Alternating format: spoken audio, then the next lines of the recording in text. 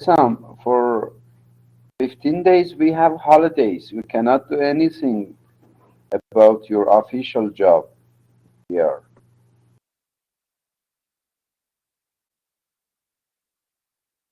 Inshallah, after Nowruz holidays. Maybe in summer, holiday is there for us in summer. Inshallah, in summer, maybe I will have a trip to Iraq. Really, I want to take my mother also. She likes this Karbala, Najaf, and these things. Maybe we will come in summer, inshallah, to Iraq. And I will inform all of my Iraqi students one day to be gathered together there in Iraq. Then, inshallah, I will meet all of you there.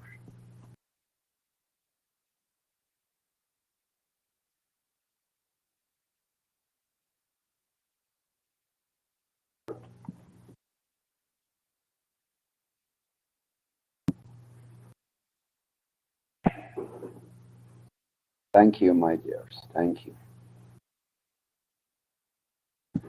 Uh, Really, today is Charshambe Suri in Iran, and people are busy with jumping from the fire and exploring some bombs and these things. And for Irani students, we stopped the classes. But as you are excluded from this event in Iraq, then we should continue our class. So, my dear friends, yeah, last session a little bit I talked for you about uh, um, metaphysical issues which belong to the Puritanism. Uh, Puritanism, yeah. Then, thank you, Ghafir. Then I asked any question about Milton's Paradise Lost. I got some answers from a few friends, and I'd like to thank all of those who have sent me replies, and those who haven't sent me replies also, because sometimes I know that you are busy so much about your cases also in Iraq, like us. But as Ibtihaj said, sometimes, yeah, a question lead us. Hello, Sarah, how are you? Hello, Adel, how are you? Sometimes a question which is asked lead us to what we say, to go through the text and to analyze it, to read it. Thank you, hey there. How are you? Happy. Thank you, my dear. Then it gives us opportunity at least to survey the text for ourselves.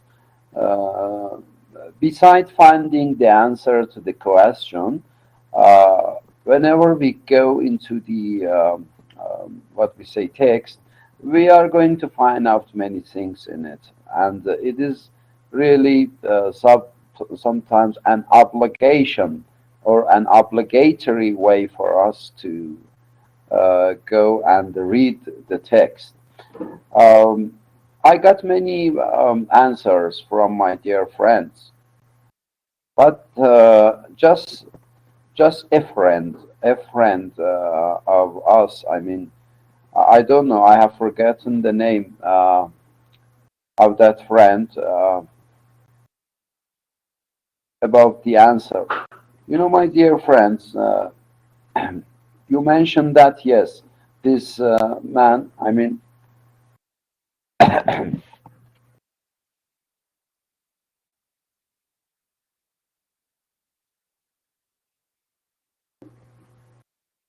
yes, Ebtihaj. Yeah, yeah, I know that.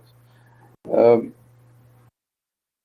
No need to discuss about it, my dear friends. There is no need. Just it was a question by me. Then you sent me some answers. But the right answer for this poem is this. Milton made this mistake really at the first line of his great epic poem, Paradise Lost, because he would like to show the first disobedience of Adam. You know, the first disobedience of Adam. He made the same mistake in his first line, to make the first line of his poem impressive and inductive also, hello for us. He made this just mistake, but consciously, not unconsciously, because Milton is a great poet. He's a great poet of his age. Sometimes Puritanism is known as the age of Milton also. I mentioned this for you. So just because he decided to write a long poem, he decided to write it in 24 books. Yes, Ibtihaj, the only person who answered right for this poem is Ibtihaj, yes. Then he decided to show the first disobedience of Adam in his poetry also, to make it in correspondence between the first disobedience of Adam and the first disobedience of Milton also in his poetry. This is the answer. Okay, so it is so, but there sometimes you cannot. Yeah, Ragad. Sometimes maybe directly we cannot find these answers through internet and these things. We should really ponder, scrutinize the cases to reach to the answer. It is so easy. The first disobedience of Adam and the first disobedience of John Milton in his poetry supports each other. Okay, it is really impressive for us to get the what we say emotion and motion of the poem. The first disobedience of Adam comes into the first disobedience of John Milton himself. This is the case. But yeah, this, as Ibtihaj mentioned, trap or trick, causes us to go to read the poem closely. This is the way. According to Milton, rhyme is, yeah, that is there. Rhyme is unnecessary sometimes, yeah, but still that rhyme is there in this poem, Paradise Lost. Already rhyme is there, my dear friends. As you mentioned, it is in pentameter rhyme scheme, okay? Pentameter rhyme scheme. But the first line, consciously, not unconsciously, you know, happened in its unrhymed way, you know. In the first line only, John Milton decided to disobey the pentameter scheme, okay, to disobey the pentameter scheme because he decided to write about the first disobedience of Adam. So here also he did the same case. He did the same case for this. Okay, my dear friends.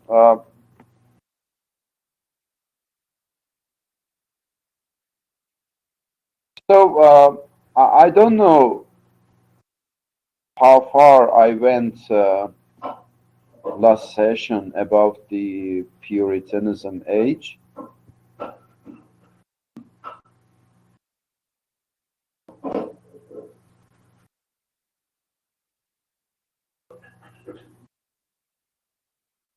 Yeah, I gave some similarities. I think I gave some similarities between uh, Puritanism age and Elizabethan age. Yeah, am I right?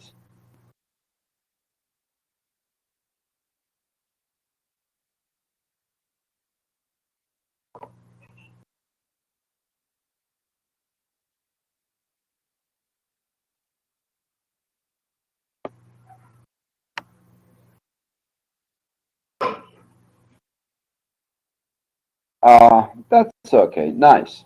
So, yeah, let us continue the cases about the Puritanism age. About poetry, you mean what happened? As I mentioned, poetry in this age became moral and religious due to the domination of church. And as I mentioned, Milton is great Puritan poet. He wrote the great epic Paradise Lost, as I mentioned, and many other religious poems. John Donne's holy sonnets I mentioned are quite famous. For example, Death Be Not Proud. I mentioned this for my dear friends. Because of spiritual ideas, poetry in this age, as I mentioned, became moral and religious. Then we should come to the epic elements.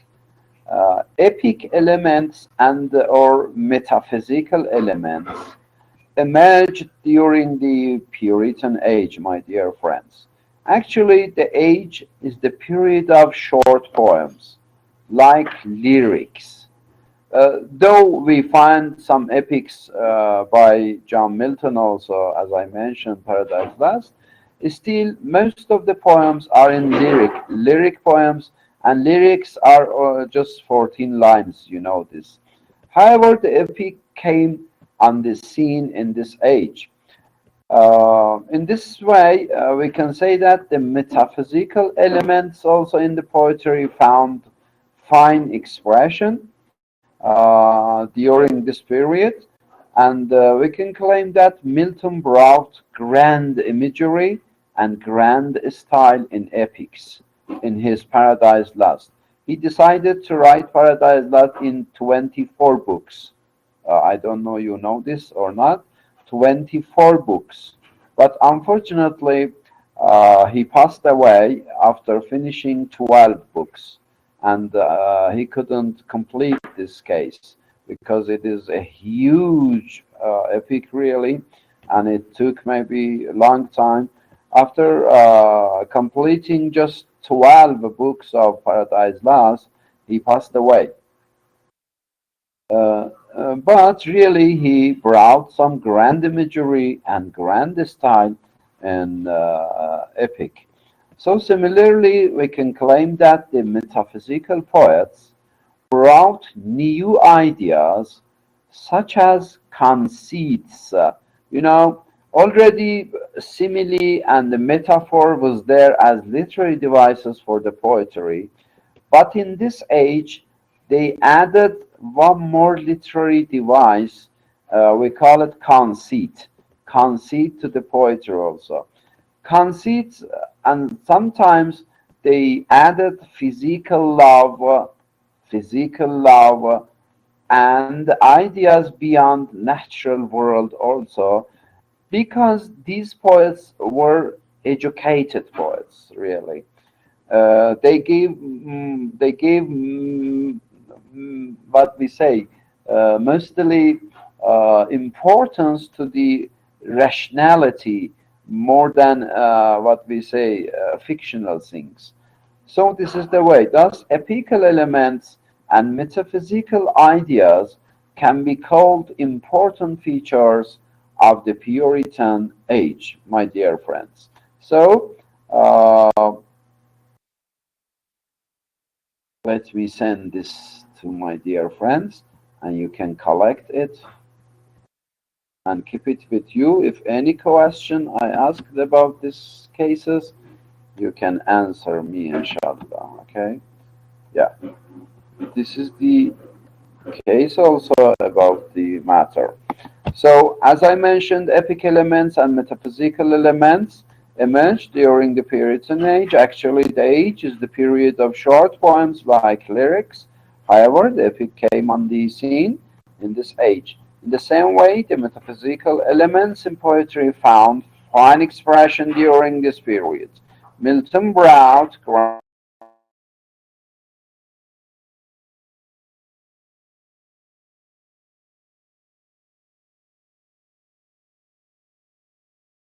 style in epics. And ideas beyond the natural world. Thus, epic Epical elements and metaphysical ideas can be called important features of the Puritan age. Hello, Jenan. How are you? You're welcome. Then, the spirit of observation and analysis also is one of the important features of the Puritan age. Uh, so analysis came really into the world, into the life, let me say, due to the educated ideas of the writers in this age. So, a spirit of observation or gazing on something.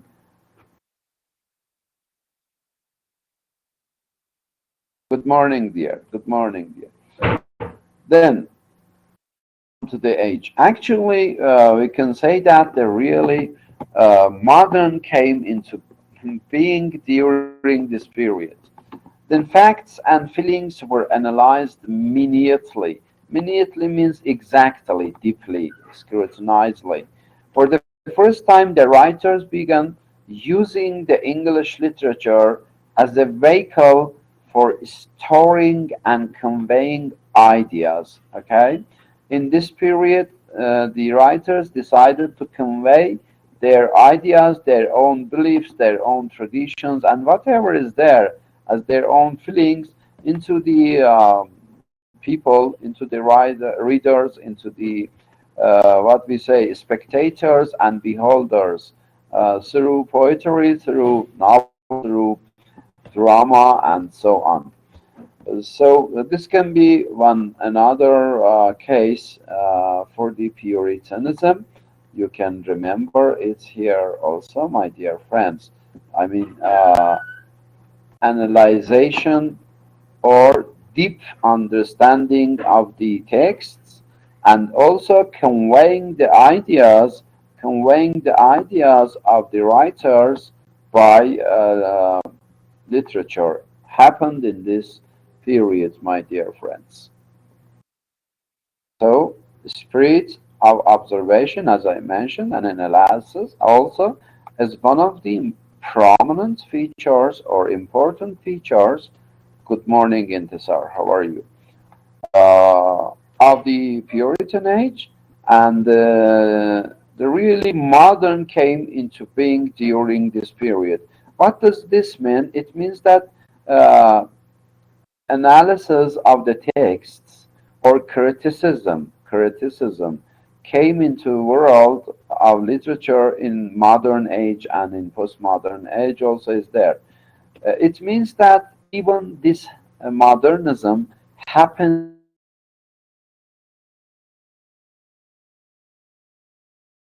criticism came into life in Puritanism also. It was there already.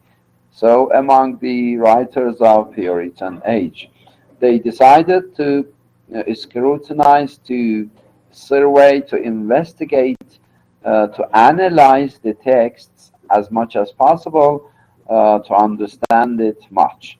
And sometimes they decided to convey and transfer their ideas through text, I mean literary text, to the readers. This is really seems that these elements are belong just to modernism, but already in Puritanism also we can see such things there. So about the other feature, we can say that popularization of the art of biography. Biography. Already, maybe it was not there talking about biography of the writers and these things, but in the Puritan age, biography got became popular among the writers. They gave most attention to the biography in this age, also in the Puritanism age. This art was almost known to the writers of the 16th century, but it was not common, as I said. For example, Fuller and Aubery collected facts about great men and wrote their biographical works. But autobiography also came in the wake of biography. After biography, autobiography also came. And the difference between biography and autobiography is this. In biography, you can collect the way of life of some others, but for autobiography, you are talking about just your own ways of life, whatever is going to happen for your own life. This is autobiography. If you write your own events, your own ideas, your own happenings in your own life, that is autobiography. Um, but if you write about the events and maybe incidents of other people, that is biography. So in this age, the writers gave attention to this case also, I mean biography and autobiography. So keeping of diaries and writing of journals became popular in this age also. Already maybe it was not there. If it were there, it would be just a few. But in this age, really writing diaries and writing journals also became popular and common among the society. For example, Pepys' diary and Fox's journal can serve as the example of this fact. So these are some other elements which belong to the Puritanism age, and my dear friends should know them.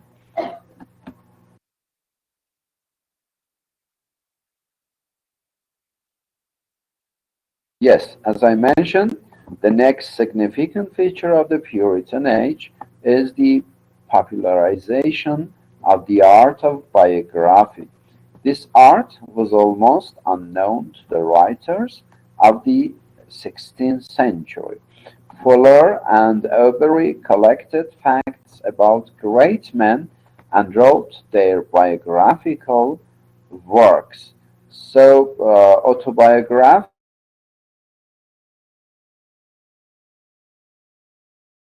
soon, keeping of diaries and writing of journals also became popular. For example, Pepys' diary and Fox's journal can serve as the examples of the fact for the age of Puritanism. These are the other elements. You can memorize them, you can remember them in mind, and if any question was asked about such things, in the exam, you can answer. No matter, Zamol, just you welcome. Just you welcome, my dear.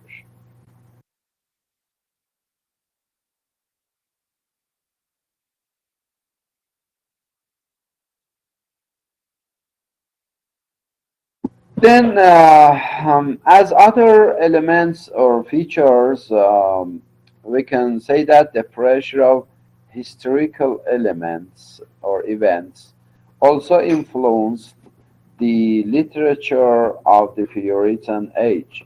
For example, the Civil War divided the people of the age into two fashions, which affected the literature of the time vitally.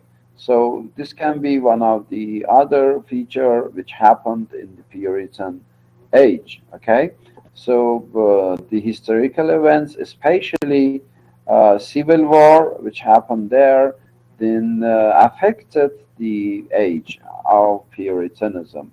So thus, we can say that just uh, the Puritan age really is one of the remarkable ages of the history of English literature, and also the age displays curious complexity and diversity of the age. Also, a host of writers from the previous age live on and produce remarkable works of literature. So much of the old and the traditional continues to exist side by side with the new and the experimental. This makes the age complex, but really significant, my dear friends. So let me just send the other, this uh,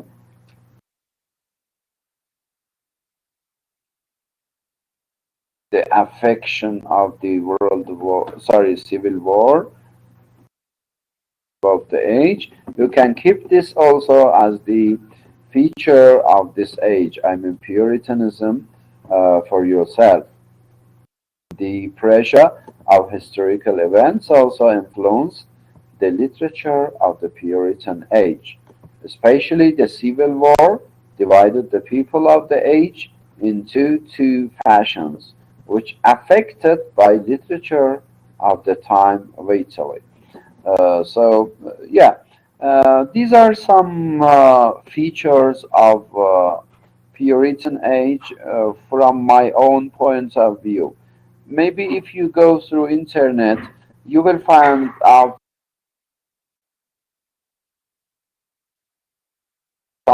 cases about the age, but these are my just own findings about the age, and um, really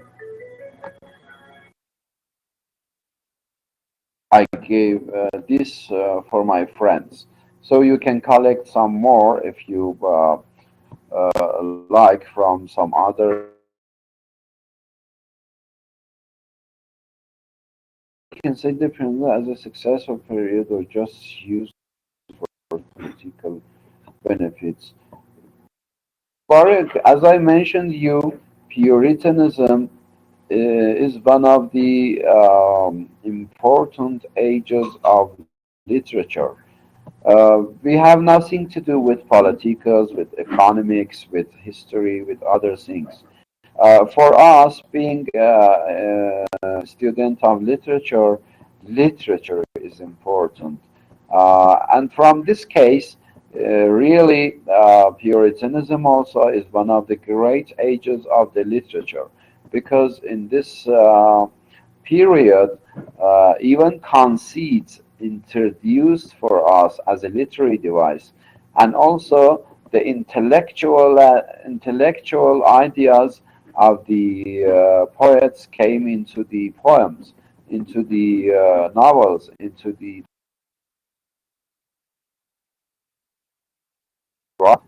is one of the uh, what we say outstanding ages of the flourishing of literature for us. This is the case.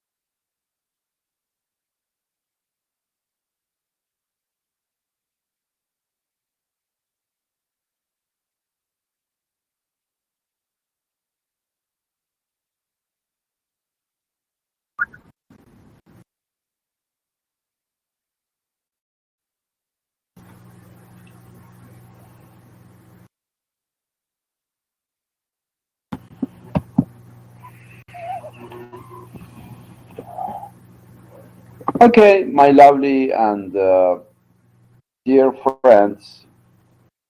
So as I mentioned you some features of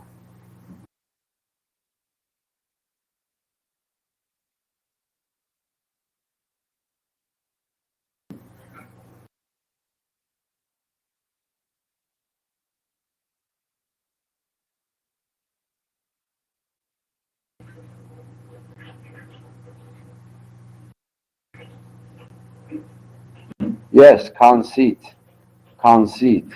Conceit, Gaffer, is the comparison of two far-fetched, we say in English. Conceit means the finding of similarities or comparison of the far-fetched things. Far-fetched things. It means that sometimes we cannot believe that this thing can be compared with the other one.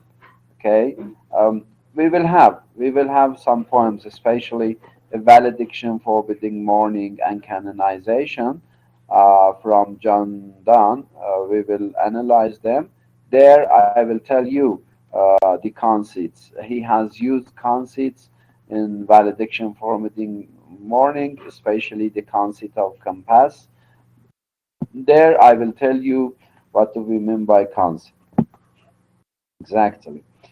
Um, So yes, my dear friends, these were just some features about the age of Puritanism I gave to my friends.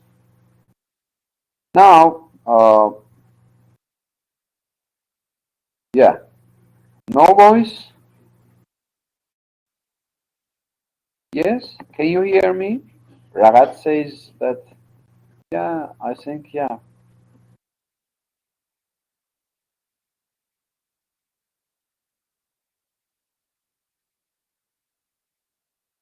Yeah, that's okay. That's okay. That's okay. Okay, my dear friends. Once again, my dear friends, my dear students, should involve in some challenges to study, to get information. And for that, I have prepared some questions, some essay type questions, not multiple questions. So I will give you some essay type questions, my dear friends. And these questions, I am sure that are going to involve you with the cases of the subject which we are studying in the class. So, um, please write down or jot down or copy and paste this. I'm sending these questions for you in Dawn system. You should collect these questions and get answers to these questions because some of these questions would be questions for your exam, okay, about metaphysical poetry and or puritanism elements.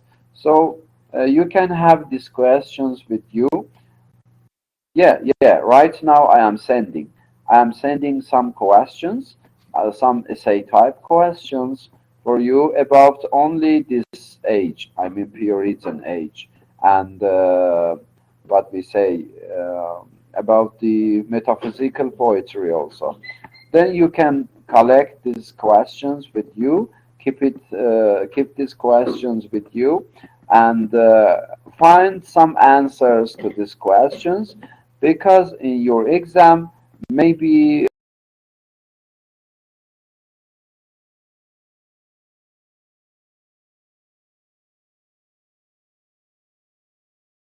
have these questions with you. I prepared these questions. Then you can collect them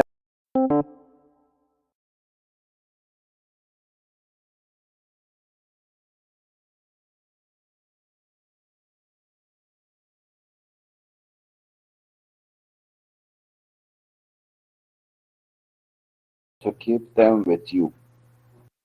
The first question I prepared for you is discuss the metaphysical elements in Donne's poetry with reference to the poems of him.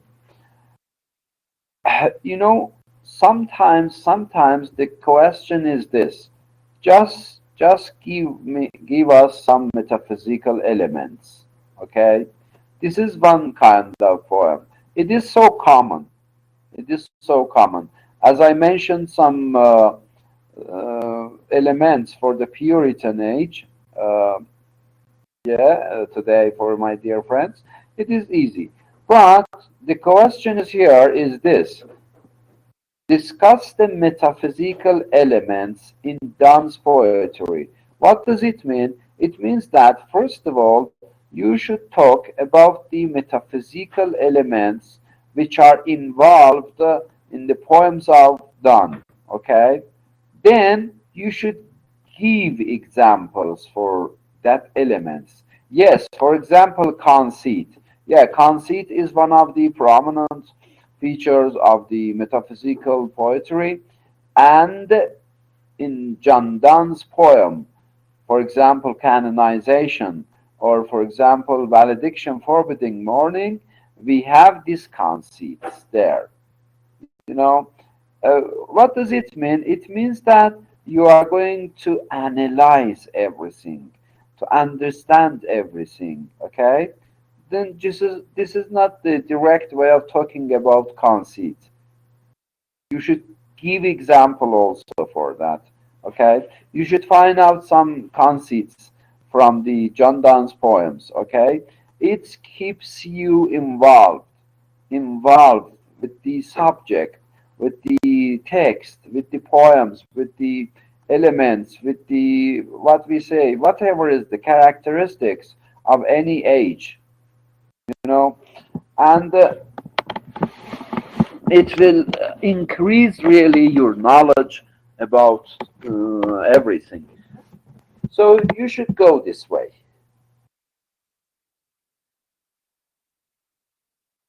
Yeah, whatever is there from Iftihaj, whatever is there from the teachers are tricks, nothing more than that.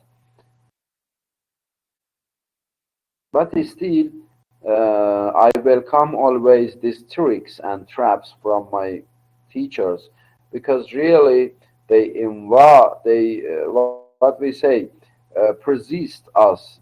They enforce us to be involved with the subjects, to understand more and more, to understand more and more ibtihaj, to enhance our knowledge about the subjects. These are really welcomed and good trips and traps.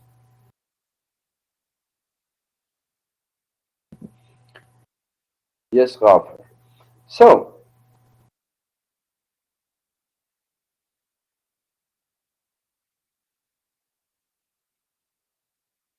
the other question, question, which is really narrowed down about the elements of the Puritan age or metaphysical poetry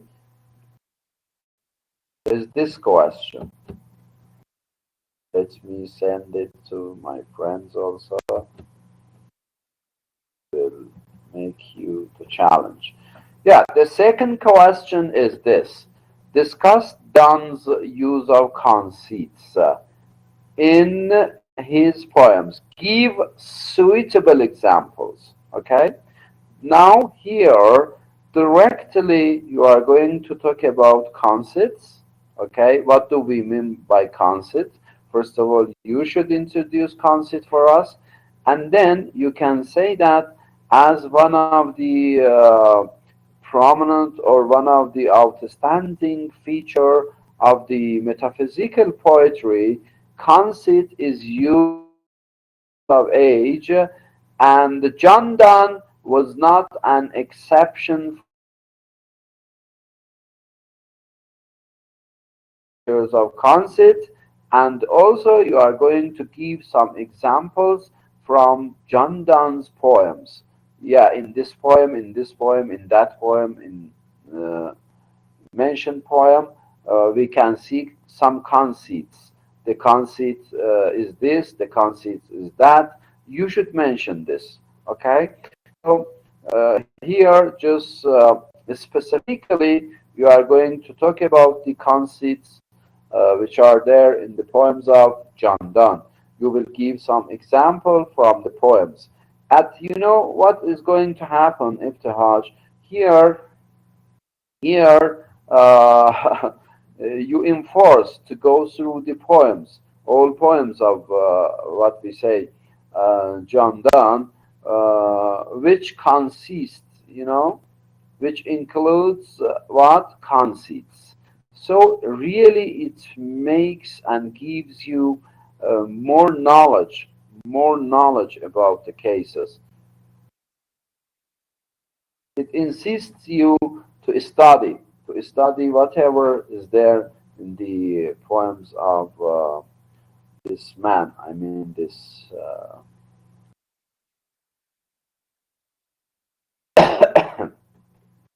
nonsense man.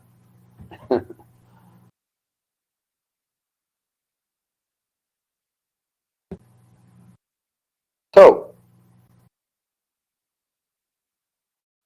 yes, yes.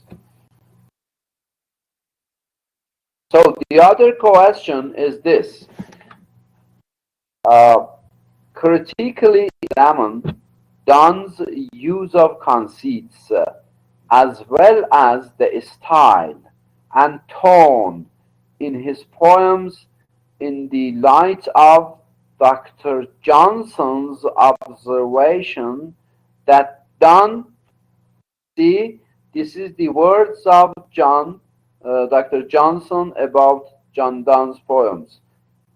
He says that Don Ukes means mingles. Ukes means links. Okay, Ukes. Don Ukes the most heterogeneous elements by violence together. You know, these are the words of Dr. Johnson about John Donne's poem about John Donne's poems. He says that Donne uses the most heterogeneous elements by violence together. So lovely quotation is there from Dr. Johnson in this poem. And you know what happens here? See, my dear friends, really this question enforces you to get more and more. Yeah, yeah, comics, mingle, blend, link, tie, okay, tie, He-Man. So, see what is going to happen here. See, my dear friends, these questions opens you the worlds of different worlds. What do you do? What you should do? What you must do for to find out answer for this question really is interesting. How? Now, first of all, you are going to find out who is Dr. Johnson. Yeah. First of all, you are going to find out who is Dr. Johnson. Then you are going to read his analysis, his criticism about John Donne. Yeah, you will find out something from his works about John Donne. Because Dr. Johnson is really an important person who analyzed the John Donne directly and talks about him and his poetry. He has a long essay on this case. Okay, then you will going to be familiar first of all with Dr. Johnson. Who is Dr. Johnson? And his relation with John Donne's poetry, and maybe you are going to have a glance on his essay about John Donne, and then you should relate, my dear friends, you should relate John Johnson's words with the features of John Donne's poetry. This is important. So he has mentioned that he has mentioned that Donne uses the most heterogeneous elements by violence together. Okay? Then you are going to find out whether Dr. Johnson is right about his view, about his impression on John Donne or not. This is very important. If you come to conclusion that Dr. Johnson is right, it's okay. If not, you should give your own ideas. Dr. Johnson, my dear friend, my dear colleague, my dear critic, my dear writer, I cannot accept your words because I have some proofs. I have collected some proofs. So this is very important for you. So then you will talk about John Donne's what conceits, John Donne's style, John Donne's tone. See, with this one question, you are going to collect lots of information about John Donne's poetry. Really, questions are beautiful and good for us. Regardless, regardless of getting marks in the exam, these questions prepare us, what we say, with the uh, beautiful and let it say informative and academic way of understanding John Donne's poems or Puritan age. You know, these are some challenges we should involve, we should struggle, we should challenge, we should fight, to find out these things. And as I said, regardless of being a question for the exam, you will collect really lots of information about the cases which I mentioned for my dear friends. So this can be one more question for my dear friends. Now, I have targeted one another literary device of John Donne in the next question.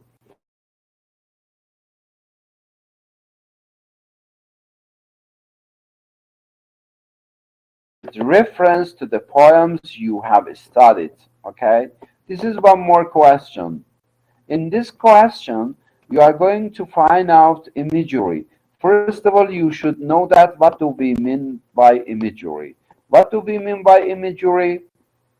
I have a simple, I have a simple definition for this. In the internet and in books, in articles, you will find out some different cases.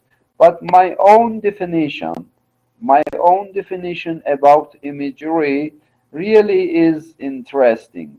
Listen, from my point of view, imagery means that the writer or the poet is going to make a film, a movie, a cinema for us through the arrangement of words. Really interesting. A director makes us a movie, okay?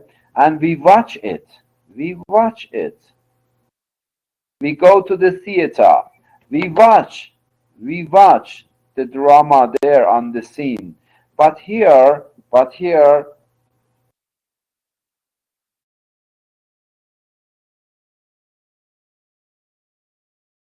this is one definition, okay, about imagery. But I have thought about these things. I have thought about these things. In my own idea, imagery means the writer, the poet, makes a cinema, a film, or a movie for us by just arrangement of words. What does it mean? It means that while we are reading the poem, okay, and the use of imagery is there in the poem, we think that we are watching a movie. We are watching a movie. We imagine that we see whatever is there is going on there in the text, in the story, in the what we say. Uh, yeah, this is the case. This is the case. So imagery, from my own point of view, is the cinema by arrangement of words. Okay, remember this. In this way, in this way, yeah, exactly. In this way, Junan, the writer or the poet arranges words to indicate us, okay, to disclose us a movie. Really, he makes a movie for us just by words, just by words. And it is a great technique, really, in the poem, in the short story, in the novel, in drama, and also. Yeah. And whenever you watch, as I remember, let me say a story. Uh, yeah, let me say a story from Isaac Asimov. Isaac, I think, yeah, Isaac. It is Isaac. Isaac Asimov. Isaac Asimov is originally from Russia, but when he was just 4 years old, they moved to America, and he stopped going to university because he found that it is wasting of just time, and he went uh, to do his own way of life. But he studied more and more, and then he became one of the great writers of the world. Especially, uh, he wrote a short story uh, which is really amazing and very good, entitled "Last Question." Last Question by Isaac Asimov. So in this, you know what happened for Isaac Asimov. Isaac Asimov wrote this story, and after he published it in some, he was originally Russian, Ibtihaj, but he moved to America, got citizenship there. He was just 4 years when he left Russia. So, what happened for him? What happened for him is this. He wrote the last question, and listen, after 10 years, someone called him, a director. A director called him that, Isaac, we have made a movie of your last question story. We have made a theater. And they invited Isaac Asimov to that theater to watch the drama there, to watch the story there on the scene. You know what happened after the finishing of the theater and the drama there? They asked Isaac Asimov, what did you understand from your own last question? This because you already have written this story for us, and we have made it just a movie or just a theater. Uh, then he told that Today, today I found that as a writer of this story, I didn't know so much about these things which I saw on the scene today, which I saw on the scene today. I didn't know really about these things. Though the text is mine, I didn't know. Today I got very much information about my own story, and this is really amazing. So here, as I mentioned, imagery means making a movie for us. I mean that the writer tries by words, just by usage of words, by arrangement of words, makes a movie for us. And whenever we watch something, as Ragad said, mostly we understand more and more about these things. Okay, more and more about these things.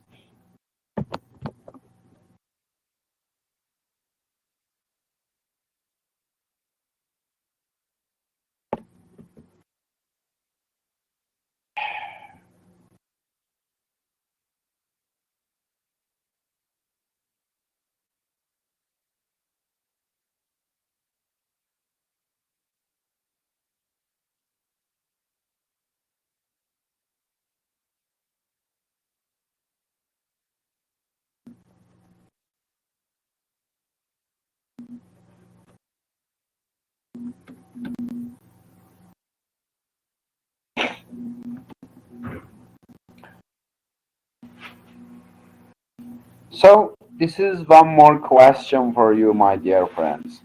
How do the metaphysical poets use fantastic arguments and sociological means maybe this word is new for you, sociological, okay? Then in this question, first of all, you should go to understand what do we mean by sociological analogy, okay? Analogy in their poetry. Then you should illustrate your answer from the poems of Donne studied by you. Yeah?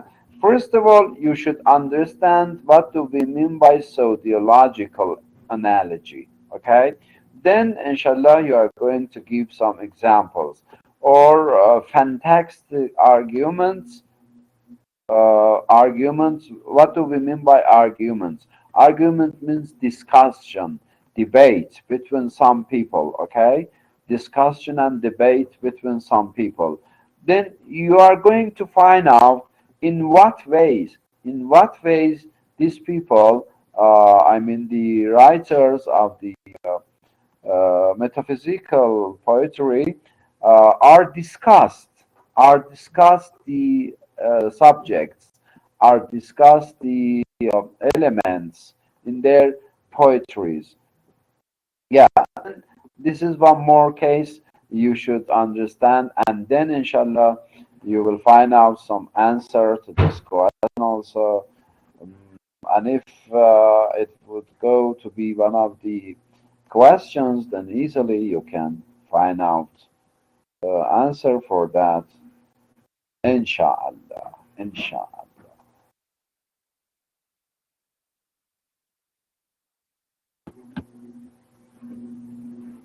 And this is one more question. One more question.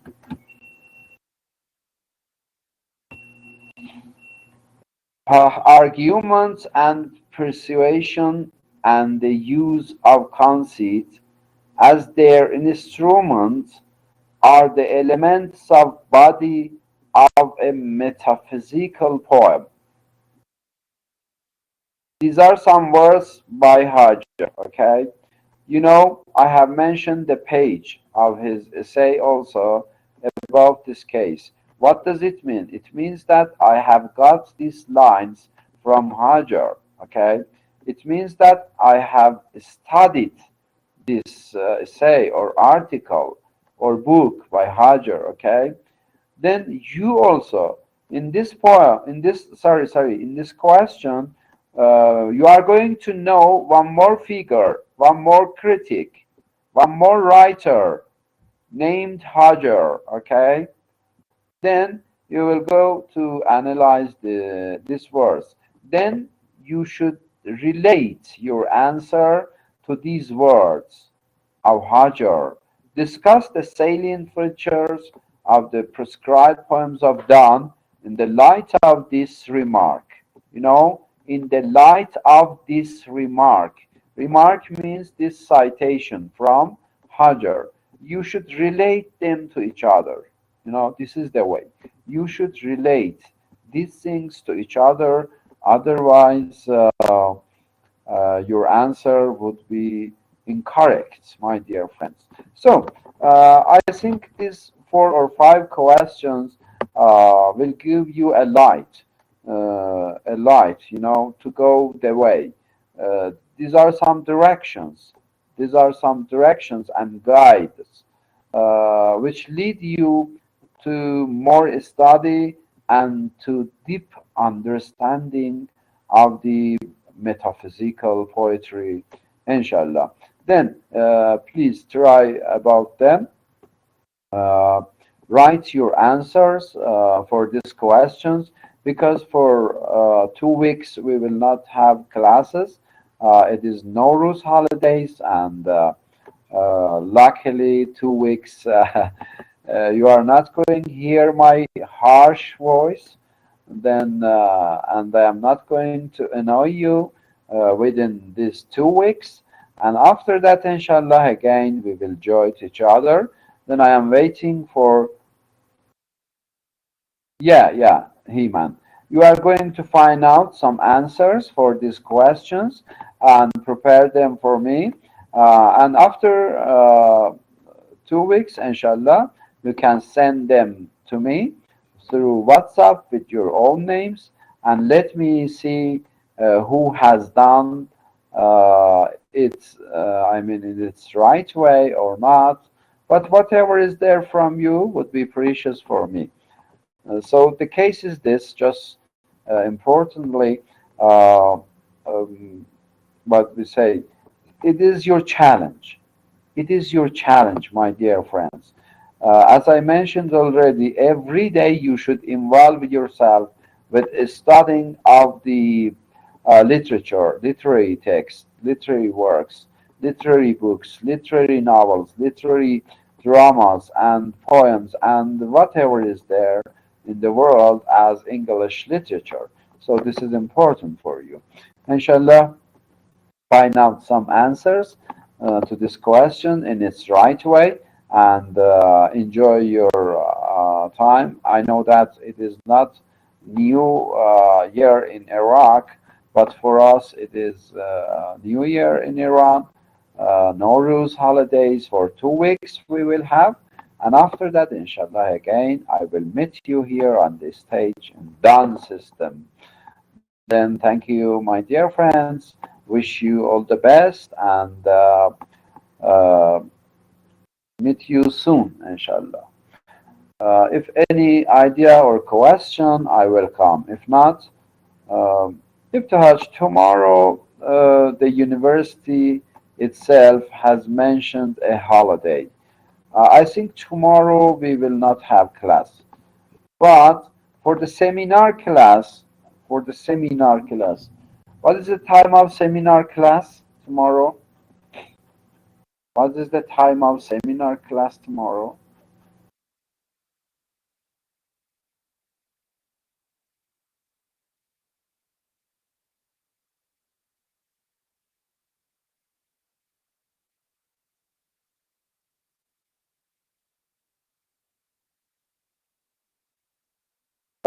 Tomorrow, my dear friends, tomorrow for the seminar class. I think you have seminar class with me tomorrow, yeah? And European literature also, not seminar class. Let's see. You join, please. Tomorrow for the class, you join, please. Okay. If I am there, then the class is there. We will go on because nothing officially from the university has been sent to us. That is why we don't know exactly what is going to happen. Okay. So you join. You join, please. Please for the class. And then, if I am there, it's okay. We will continue the class. If not, you can enjoy your time. But you join to the class tomorrow. Thank you, my dears. Have a good time and bye bye. Meet you tomorrow, inshallah.